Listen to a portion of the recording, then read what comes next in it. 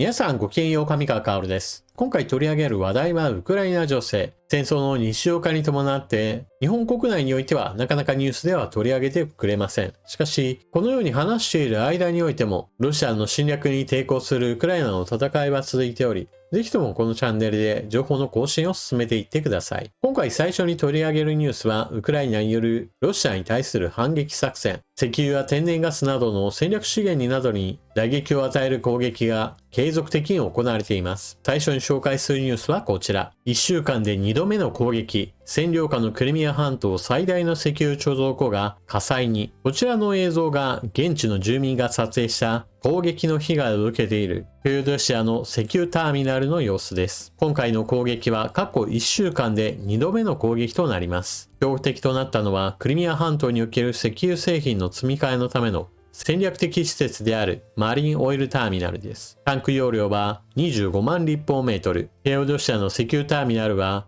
特に南方方面におけるロシア軍の燃料補給において重要な役割を果たしています。ウクライナ軍が10月6日の夜に石油貯蔵所を攻撃していたことを思い出してください。その後石油貯蔵所は数日間燃えていました。今回の攻撃によりフェード市の石油ターミナルはさらに被害が拡大、復旧は相当の時間がかかるものとみられます。このような攻撃は常にロシア側も復旧を行っていますが、攻撃箇所が増えれば増えるほど回復には時間も費用もかかるものです。例えばこちらの記事をご紹介します。2ヶ月経った今でもロシアは占領下のザポリージャ州で破壊された車両を一両も撤去できていないという記事が出ています。掲載された写真はザポリージャ州で破壊されたロシアの燃料列車。8月19日に発生したザポリージャ州における攻撃。発生地点は南部の戦線からもそう遠い場所ではありません。当時の攻撃の様子はこちら。列車を使ってロシアが燃料を輸送しているところです。占領されているウクライナ南部及びクリミア半島に対する燃料の輸送ルートの一つでもあり、この場所に対する攻撃を実施したことにより、少なくとも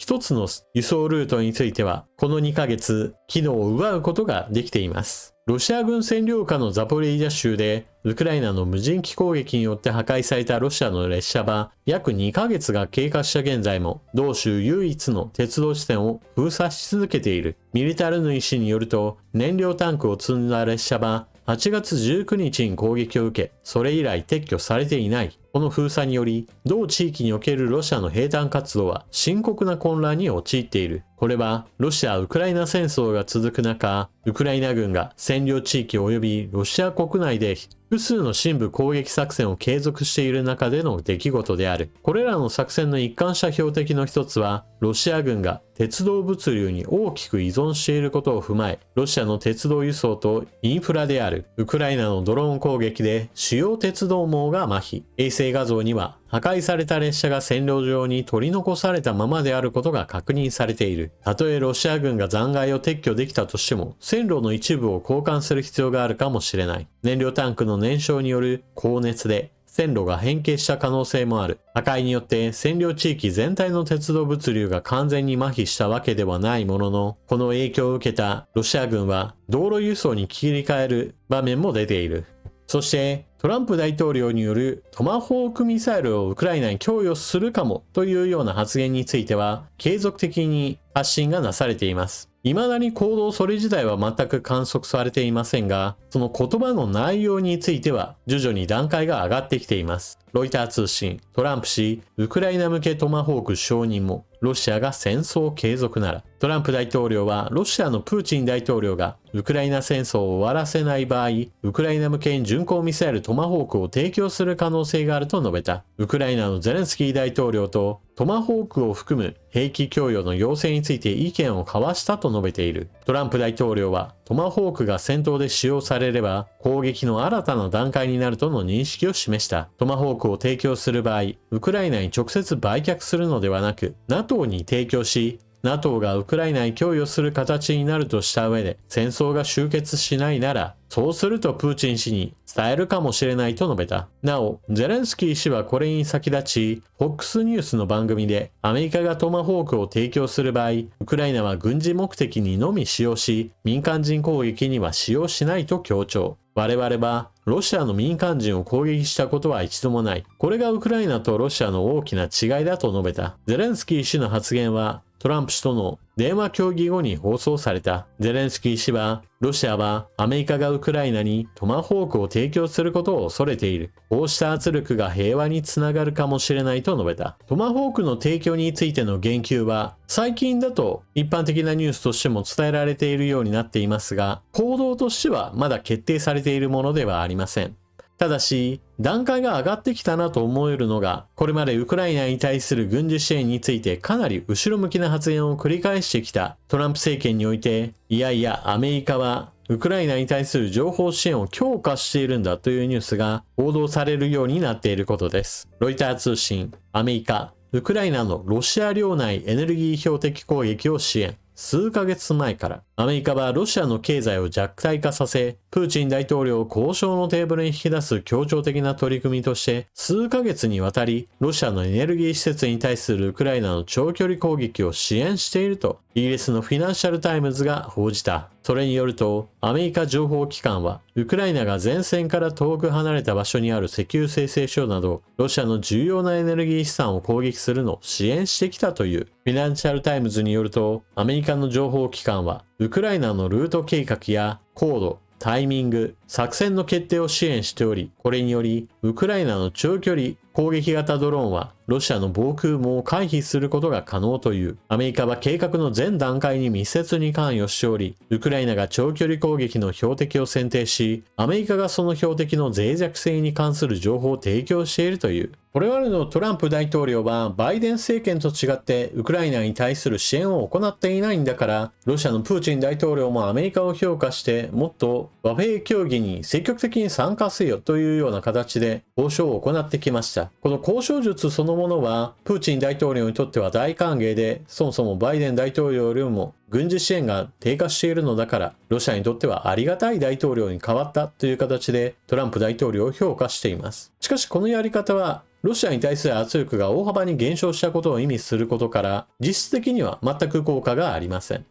そのことに痺れを切らしたトランプ大統領が、徐々に方法を変えざるを得ない状態になっており、トマホークミサイルをウクライナに供与するかもなというような話をし始めているわけです。そして、トマホークミサイルをウクライナに供与するにしても、よほどプーチン大統領に対する牽制を行ってちょっとでも考えを変えてくれないかなとチラチラと様子を伺う感じでアメリカの態度が変わってきたことを示し続けています。やるならやるでさっさとやってほしいものなのですが、トランプ大統領としてはできるだけ何もしないでプーチン大統領が心変わりしてくれるのを期待しているのでしょう。このまま何もしないのであれば本当にトマホークミサイルを供与するかもしれないぞと思わせるためにも、これまではウクライナの支援に対して後ろ向きであったというその姿、それ自体がいやいや実は少しずつ関与も深めており、ウクライナによるロシア本国のエネルギー資源に対する攻撃などはアメリカの情報支援が非常に役立っているんですよという話が表に出るようになってきたわけです。基本的にこのようなじわじわっとした作戦というのはロシアのプーチン大統領にとってはまだまだ痛くはないでしょう。そしてウクライナによる戦略資源に対する攻撃で打撃を受けつつも、プーチン大統領はじゃあそれだったら他から戦力を得ようという作戦を進めています。フォーブスの記事より、ロシア軍に近くキューバ人傭兵2万5,000人加入か。現在ロシアはウクライナでの戦争をますます外部に依存するようになっている。記録的な人的被害と新規兵士の減少を補うため、ロシア政府は国外から兵士を調達している。キューバからも傭兵を採用しており、その数はいずれ少なくとも2万5,000人に達すると見積もられている。ロシア側でこの戦争に参加する外国人兵の数としては、北朝鮮兵を抜いて最多になる見通しだ。キューバ人がウクライナの戦場に引き付けられる主な理由は金銭的なものだ。ロシア側は月給およそ約30万円を提示しているとされ、これはキューバ国内の賃金よりも格段に高い。アメリカバージニア大学のキューバ関係の助教授の話によると、キューバは深刻な経済エネルギー危機にあると説明した。キューバの平均月収がわずか約3,000円程度に過ぎないのに対して、ロシアの傭兵として働けば、その100倍の給与が得られるとされることに触れ、経済的な理由だけでも非常に強い誘因が働きますと語った。キューバ政府は直接の関与を否定しているものの、ロシアによるこれほどの規模のキューバ人兵士募集は、キューバ当局の暗黙の承認なしには不可能だと専門家らは指摘している。武器、技術、経験共有する通軸が拡大。アメリカハドソン研究所の上級研究員は、北朝鮮やイランもロシアへの加担によって技術移転の恩恵を受けています。北朝鮮の場合、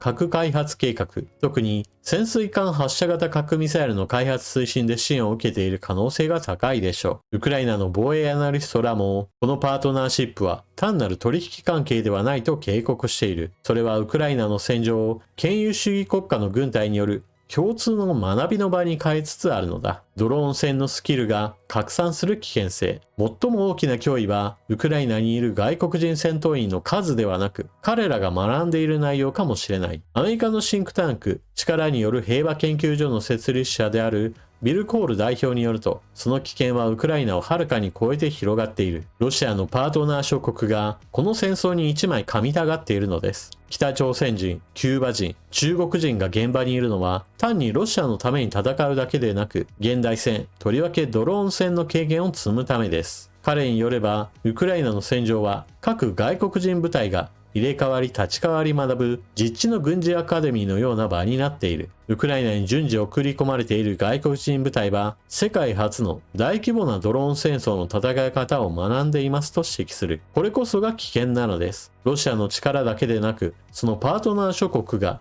ヨーロッパや中南米、アジアでの他の紛争に輸出できる戦場スキルを獲得していることが問題なのです。プーチン大統領にとってキューバや北朝鮮からの兵士調達は国内の反発を最小限に抑えながら戦争を遂行するのに好都合な方策だ。他方、それはロシアのパートナー諸国にとって現代のドローン戦や電子戦の戦術を学び自国に持ち帰るまたとない好機となっている。ロシア国内での兵士の調達といったものは少しずつ難易度が上がっています。そもそも貧しいことを理由として高い給料に釣られる人たちというのは当然のようにある程度限られてしまうものです。ロシア国内においては日本よりもはるかに貧富の格差があり、地方では非常に貧しい人たちも大量にいました。だからこそ2022年以降、ロシア軍においては高い給料に釣られる人たちというものが自らそのお金目当てに志願するといったことが続いていたのです。ただしそれにも限界があるわけで、プーチン大統領としては海外から足りない兵士をどんどんと調達するといったことも目指しています。今回記事で報じられているキューバから渡ってくる人たちに関しては、まさにその経済格差といったものが最大限に兵士を引きつける理由となっています。キューバは非常に長い間経済的には発展が遅れた状態にあり、ロシア国内における貧しい人たちよりももっと低い収入しか得られない人たちというものが大量にいるわけです。そしてキューバ政府が公式にこのようなロシア政府による調達が進められていることに関して正式には認めていないとされています。しかし、どんどんとロシアに人が渡っていくというのを見れば、これを黙認していると見られても全く不思議ではないでしょう。そして、正式ではなく黙認という形であったとしても、政府間取引として戦場で何が起こっているのか、その情報などについて積極的にやり取りがされているというのは十分考えられることです。北朝鮮が兵器類の弾薬、兵士や労働者についてロシアに輸出し、その見返りを受け取っているという話は、経済面だけではなく軍事面においても北朝鮮の脅威を増大させることにつながっています。同様の話が中国やキューバなどにおいても影響を与えることは間違いないでしょう。このような軍事技術や軍事的な情報の拡散といったものがロシア側の友好国間で行われていることを考えた場合において、これを放置するというのは危険です。なぜならばそれらの国々の中には日本にとっても非常に危険な存在である中国や北朝鮮が含まれていることもあり、ロシアの侵略を止めるということは結局のところ日本にとっても役立つことにつながるのです。なお、ウクライナ軍によるロシア本国に対する反撃作戦の実施といったものはまだまだプーチン大統領の息の根を止めることはできていません。しかし、状況の変化が起こっていることそれ自体はまずは認めるべきでしょう。2022年本格的なロシア軍による侵攻があり、これをウクライナは食い止めました。現在もなお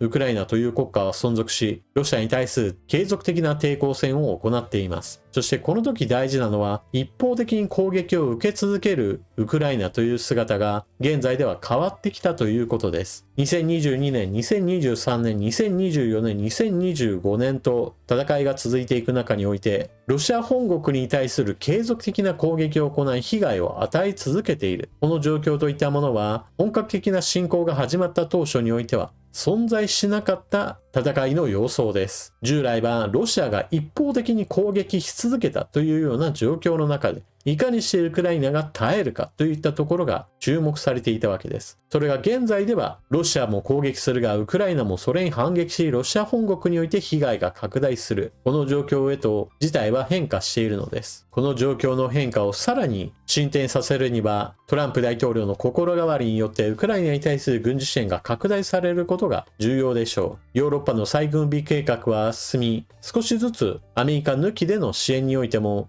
ウクライナを支えられるようにはなっています。しかしそれだけではプーチン大統領はまだまだ外国勢力、北朝鮮、キューバ、中国といった国々からの支援を受けて戦争を継続させてしまう危険性といったものは続いているのです。というわけで今回の動画はここまで。最後までご視聴いただきありがとうございました。チャンネル登録していない方はぜひともこの機会にチャンネル登録よろしくお願いします。このチャンネルでは特にウクライナの戦果について嘘、大げさ、紛らわしいといった情報などについては、なるべく伝えないようにはしています。ただし、YouTube においてはそのような情報の方が喜ばれるといったような事情があります。そうした意味では、私の情報発信というのは、ものすごく地味に感じてしまうでしょうし、ロシア側の動きを見ると、お前は一体どっちの味方なんだみたいな形で受け止める方もおられるでしょう。しかし、重要なのは、物事というのは0か100で語られるものではなく、必ず難しい状況判断が必要とされる複雑系の世界なのです。そのことを理解した上で情報の更新を進めていってください。それでは次の動画でまとめにかかりましょう。またね。